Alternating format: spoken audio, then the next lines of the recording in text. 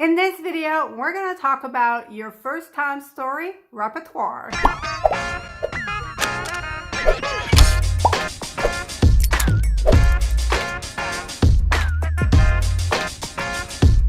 I have already mentioned the first time story repertoire in quite a few videos on this channel already, so it is about time that we dig more into it. But the reason why it's been mentioned before is because the book, How to Become a First-Time Storyteller, and the course are designed to help you create and fill up your first-time story repertoire. Now, before we hop on the computer and have ourselves a look at a first-time story repertoire, I think it might help to clarify some terminology, like maybe the word a repertoire.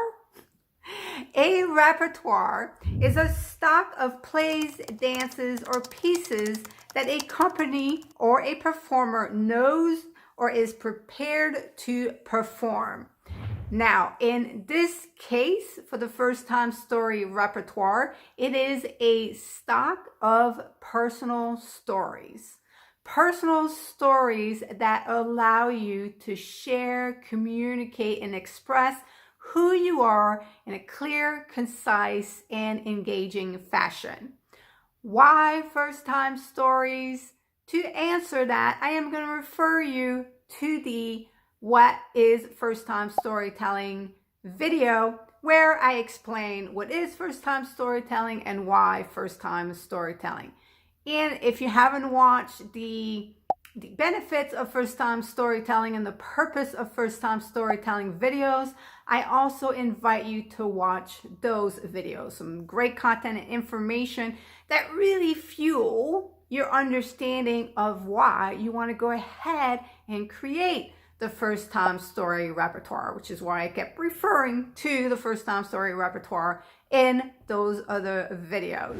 Now, by perform, in this case, we are talking about having stories that you are ready to share and tell to other people. So these are stories that you have outlined and that you have in fact rehearsed, and therefore now you're ready to perform and share those stories.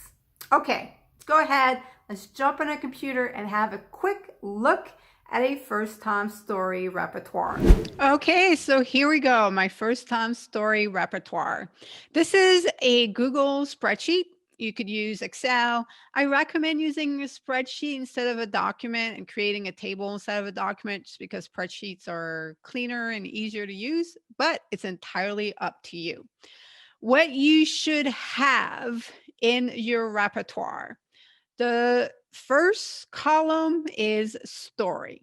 So you can see here I have 69 first-time stories listed. So first Med July I told, first time volunteer, first wedding, first award, first time canyoning, first mobile app I released, first Mardi Gras, first time at Mardi Gras, first time snorkeling, first motorcycle, first tattoo, first hit and run, first time tutting. It's dancing with your arms.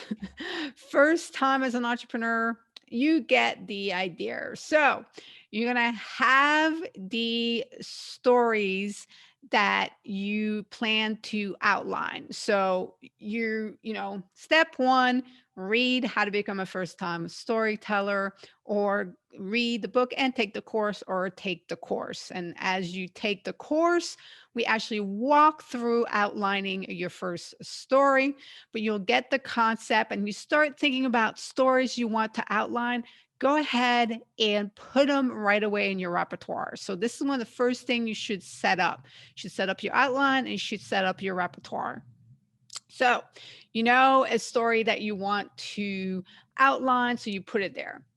Next, you're going to put the platform, occasion, and use. Now, some of this information here is going to come from your outline. So as you're outlining it, you'll have to just cut and paste and put it here. But you want to go beyond just cut and pasting, because you want to get the understanding of how and where and with who you are going to use your story. It's what the repertoire is all about. So platform, occasion, and use. This is, as you think about the story, the theme of your story, the subject and topic of your story, where is it appropriate for you to use that story? If you're a speaker, it might be a story you want to weave into a speech that you want to tell from the stage. So that would be the platform. If you are in sales, right, the platform might be during a sales call. If you do interviews, you're a podcaster, then it might be stories you want to, it might be a story you want to weave into an interview. Or if you're going to a job interview, then it might be a story want to the platform, the occasion might be a job interview. So this is where you make note of where you see yourself using and leveraging that story. Remember, three purposes is to inform, to engage, entertain, and then to persuade. So where does that story fall in as far as the purpose and what's the occasion and the use for it? The audience, this is definitely something that you get from your outline, but who is this best fitted for? So, who is the right audience for this story? So, the first Make July, I told something that happens in my childhood, and it has to do with having a crush on a bad boy and taking out my dad's IROC Z and learning how to spin out and getting spinning out of control and causing a little damage to the car and then lying about where I was and what I was doing with the car. So, who is the audience for that? So, subject, topic, first crush. He was not quite my first crush, but my first bad boy crush would be a topic. It ties to a car, so that would be a topic. So, the topic and the audience kind of tie together, right? So, if the topic of cars come up, or if the topic of bad boys or bad girls, or mistakes that we've made because of someone we had a crush on that was not best for us.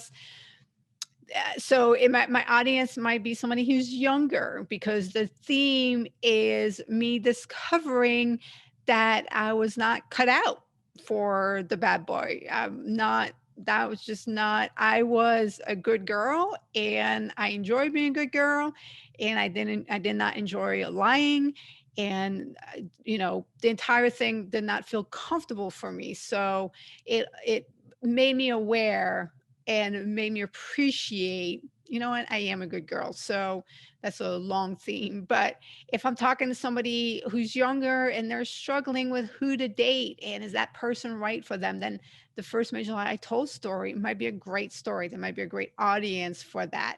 Now, because of that theme, because of that audience, that it might end up a story if I was doing a speech for a certain occasion that I would be able to bring that story into. So, see how having all of this information really makes you realize where you can use your story, make the best use of your stories. So, you might want to put a little note about what you open up about, so in your outline, there's a you talk about a special thing that you open up about, that you make yourself really vulnerable about. You might want to put that here, just so that you have a refresher, you remember that, okay, I really am vulnerable in that respect when I shared their story. And then the length of the story, you have rehearsed the story. How long is the story? Can you shorten it based on the use and the occasion, right? So I can make this story a 5-minute story, or I can make it a 10-15-minute story. I'm just going to have to omit certain information to shorten the story. So for each and every one of my stories, this is something that I have done. So this one is blank, but I have done that so that when I find myself in a situation or a topic comes up, I have a story that is ready to go. All right. So that is the first time story repertoire. To get all of this done, you have to learn how to outline your stories. You have to learn how to become a first time storyteller. As you can see, having a repertoire like that ensures that you always have a story ready to go. No matter where you find yourself, what subject topics that come up, the situation that you're in, the occasion, you are ready with stories and you understand what you're communicating in those stories. Now, there's no way to create that repertoire without, like I mentioned, getting the book or the course so that you understand how to outline your stories, how to rehearse your stories, and then adding all of those other amazing components like you're developing your storytelling voice and using nonverbal communication in your stories, knowing how to read your audience, knowing how to be a great active listener.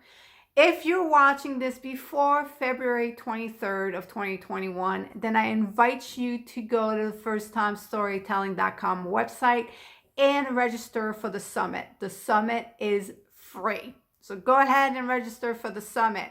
If you're watching this video after the summit has taken place, you can still get everything from the summit plus the course on the First Time Storytelling website. Go ahead and sign up for those. Now, another thing that I have just started doing is a monthly First Time Storytelling networking event. So if you want more information about that, also go check out the First Time Storytelling website, go to the blog, and you will learn all about those events, which currently are also being hosted for free. So there are many opportunities for you to get started with this. Remember, it's all about being able to communicate who you are. So being powerful at starting and maintaining conversations, elevating conversations to the next level, and being able to deeply connect with other people. I hope you enjoyed this video. Go ahead and subscribe to the channel so that you stay on top of all the information that's coming out, all the training that I'm doing. And we're gonna start kicking back up the first time story prompt. So you don't wanna miss anything. Therefore, make sure that you hit the little bell.